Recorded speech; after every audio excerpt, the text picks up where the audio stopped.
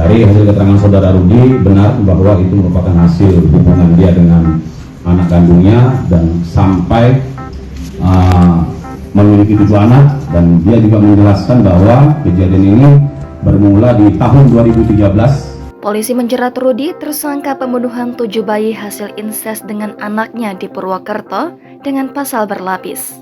Rudi kini terancam hukuman mati.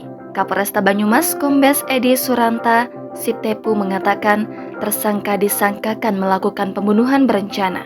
Tersangka diancam pasal 340 KUHP tentang pembunuhan berencana dengan ancaman penjara seumur hidup atau hukuman mati, kata Edi saat pers rilis di Mapolresta Selasa 27 Juni kemarin.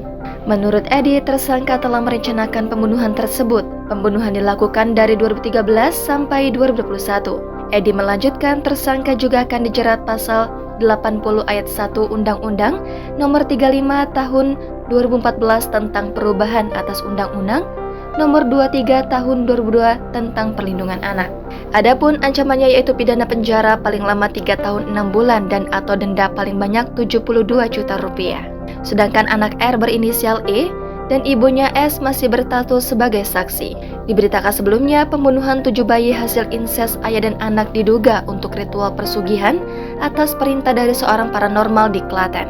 Bayi-bayi tersebut dibunuh oleh R sesaat setelah dilahirkan, lalu dikubur di kebun lokasi tempat tinggalnya.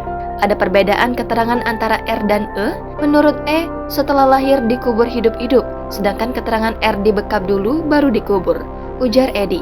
Pak Rudi, itu kan anakmu sendiri, kenapa tega? Kenapa tega? Sebabnya apa? Bisikan apa? Bisikan siapa yang nyuruh? Nyuruhnya gimana? Jika kamu ingin kaya, anak kamu dihamili sampai 7 kali dibunuh. Terus sekarang kaya nggak, Pak? Sekarang kaya nggak, Pak? Kamu melakukan itu ngancam nggak? Jangan lupa subscribe, share, komen, dan like ya.